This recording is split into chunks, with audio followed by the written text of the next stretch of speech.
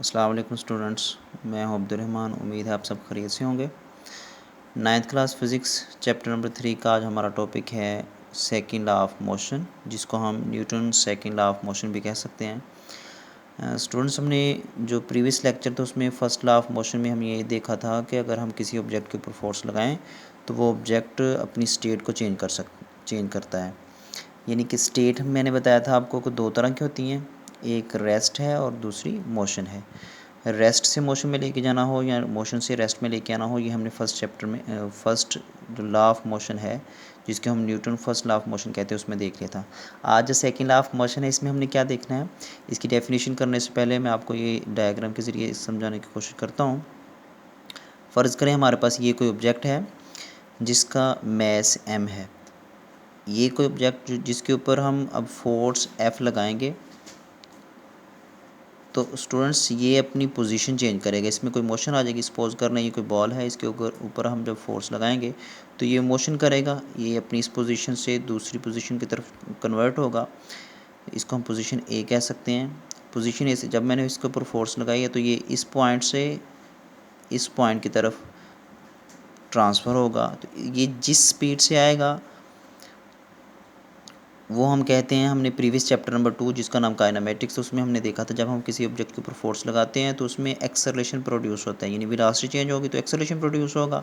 अब second law of motion में ये है कि अगर किसी ऑब्जेक्ट के ऊपर जब आप फोर्स लगाएं जिसका मैस m हो, तो वो जो फोर्स आप अप्लाई कर रहे हैं वो उस ऑब्जेक्ट के अंदर एक्सेलरेशन प्रोड्यूस करेगी, यानी उसके अंदर स्पीड जो उसकी है वो अगर रेस्ट पे है तो मोशन में आ जाएगा, अगर मोशन कर रहा है तो उसकी मोशन इंक्रीज़ हो जाएगी, तो वो उसके अंदर एक्सेलरेशन प्रोड्यूस होगा। एक्सेलरेशन को हमने चैप्टर नंबर 2 में पढ़ा था। ए से शो करते हैं, किसी ऑब्जेक्ट के ऊपर फोर्स लगाई तो इसकी जो वेलोसिटी थी ये चेंज हुई, चेंज इन वेलोसिटी होगी तो इसमें एक्सेलरेशन प्रोड्यूस होगा।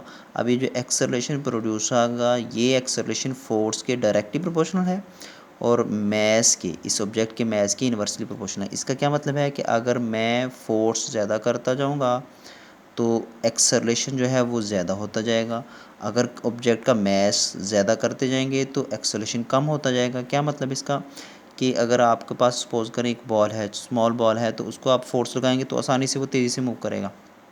अगर हैवी बॉल ले लें या पत्थर ले लें, उतनी ही उसकी जिसामत हो तो वो काफ़ी मुश्किल से मूव करेगा क्योंकि उसका मैस काफ़ी ज़्यादा है बॉल से। अब इसकी डिफ़ाइन देखिए जो बुक पे दी हुई है, व्हेन अ नेट फोर्स, यानी किसी ऑब्जेक्ट के ऊपर जब आप फोर्स लगाएंगे, नेट फोर्स क्या होती है ये हमने पढ़ लिया था, यानी जितनी भी एक फोर्स लगाएं या एडिशन ऑफ फोर्सेज लगा लें।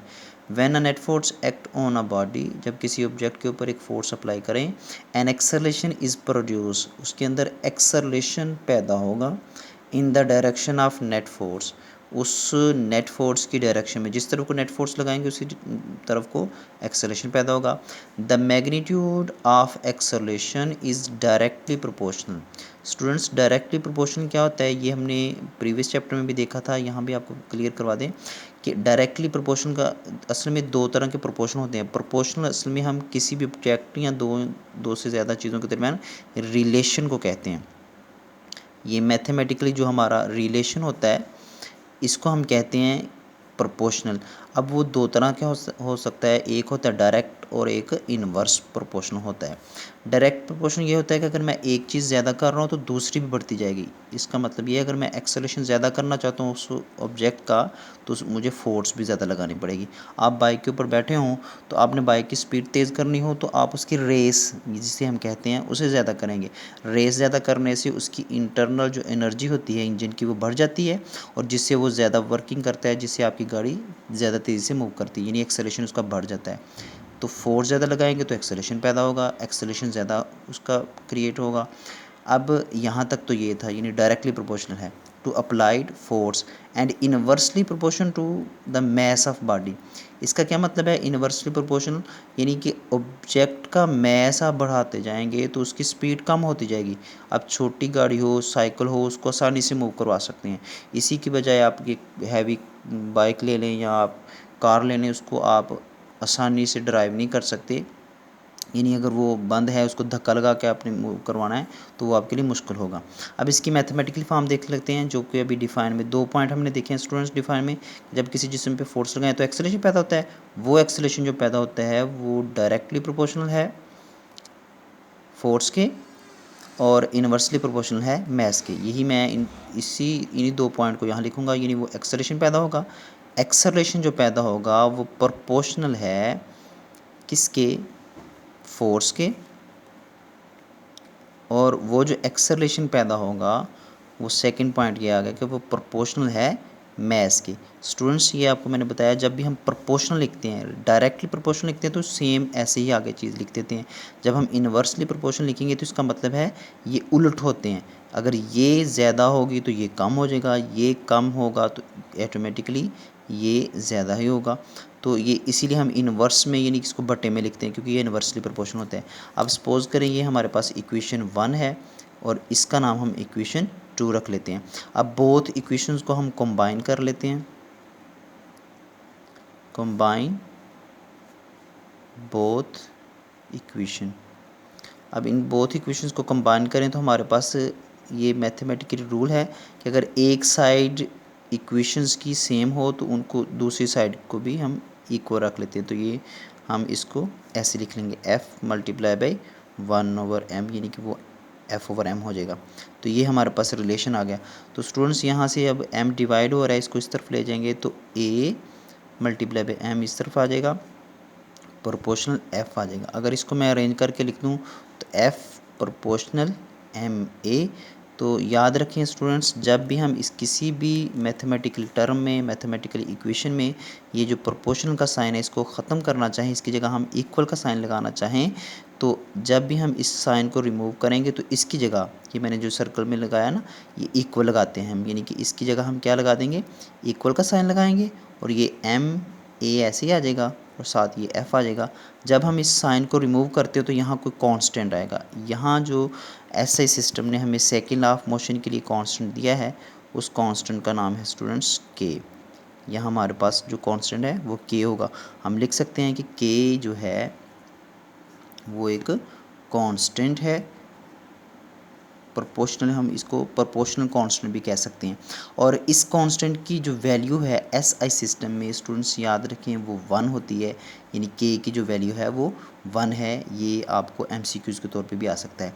अब इसके बाद अगर हम देखें कि अब हम अगर के की जगह 1 पुट करें तो हमारे पास रिज़ल्ट जो फाइनल वो क्या आ जाएगा, f is equal to 1 ma, और यहीं से हमारे पास आ जाएगा f m से मल्टीप्लाई करेंगे तो f is equal to ma।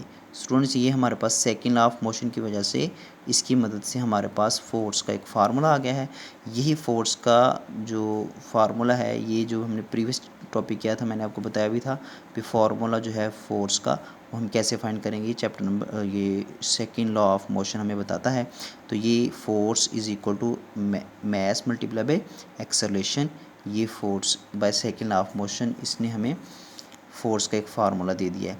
अब इसका हम अगर सिस्टम इंटरनेशनल ऑफ यूनिट्स में इस फोर्स का जो यूनिट है जिसको हमने न्यूटन का नाम दिया था, कल हमने पढ़ा भी था, एसआई सिस्टम में इसका जो यूनिट है वो देखें फोर्स का, तो हमने अभी पढ़ा F is equal to ma है। अब जितनी भी क्वांटिटी है इनका यूनिट लिखें, इनके मास का यूनिट होता है किलोग्राम और एक्सेलरेशन का यूनिट क्या होता है, मीटर पर सेकेंड स्क्वायर। तो 1 किलोग्राम मीटर पर सेकेंड स्क्वायर जो है ये स्टूडेंट्स याद रखें ये 1 न्यूटन के इक्वल होता है और इसको हम 1 N के इक्वल लिखते हैं, यानी कि फोर्स का जो यूनिट है वो न्यूटन आ गया है। और ये न्यूटन की डिफ़ाइन किस तरह करेंगे कि 1 न्यूटन वो फोर्स है, 1 न्यूटन यानी फोर्स का यूनिट है ना, 1 न्यूटन वो फोर्स है जो 1 किलोग्राम मास के ऑब्जेक्ट के अंदर 1 मीटर पर सेकंड स्क्वायर का एक्सेलरेशन पैदा करने के लिए लगाया जाता है। यही 1 न्यूटन की डिफ़ाइन होगी। इस डिफ़ाइन को भी जो पेपर में अक्सर आ जाती होती है, define the unit of force या डिफ़ाइन द 1 न्यूटन, ये इस तरह से क्वेश्चन आते हैं, डिफ़ाइन 1 न्यूटन या define the unit of force. तो आपने इस तरह डिफ़ाइन कर देना है कि 1 न्यूटन वो फोर्स है, यानी कि ये जो 1 न्यूटन है ये फोर्स है, 1 न्यूटन वो फोर्स है जो 1 किलोग्राम के मास के अंदर 1 मीटर पर सेकंड स्क्वायर का डिस्टेंस, 1 मीटर पर सेकंड स्क्वायर का एक्सेलरेशन पैदा करने के लिए जो हम अप्लाई करते हैं वो उस फोर्स को हम 1 न्यूटन कहते हैं। स्टूडेंट्स ये जो ऑब्जेक्ट है जिसका मास m है, इसके ऊपर हम जब फोर्स लगाएंगे तो इसके अंदर एक्सेलेरेशन पैदा होगा। वो जो एक्सेलेरेशन पैदा होगा फोर्स के डायरेक्टली प्रोपोर्शनल, यानी फोर्स बढ़ाएंगे तो वो बढ़ता जाएगा, एक्सेलेरेशन स्पीड बढ़ती जाएगी। और वो एक्सेलेरेशन जो पैदा होगा मैस के इन्वर्सली प्रोपोर्शनल, यानी मैस ज़्यादा है, उस हैवी ऑब्जेक्ट है काफ़ी ज़्यादा, तो उसके अंदर जो एक्सेलेरेशन पैदा होगा उसकी जो अमाउंट है वो कम होगी।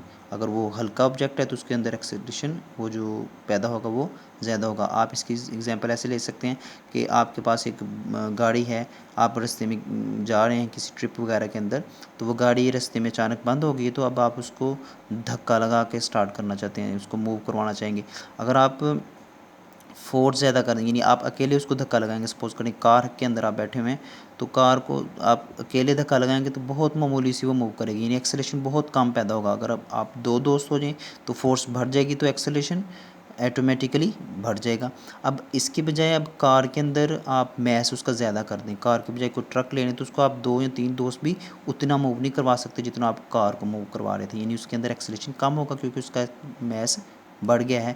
यही दो रिलेशन है जिसकी वजह से हमें फ़ोर्स का फार्मूला मिल जाता है, और इसी फ़ोर्स के फार्मूले से हमें इसका यूनिट डिफ़ाइन करते हैं जो कि 1 न्यूटन है। आज का आपका यही टॉपिक था। जो अगर इसमें से किसी भी किस्म की समझ ना आई हो तो आप कमेंट बॉक्स में पूछ सकते हैं। दुआ में याद रखिएगा। अल्लाह हाफ़िज़।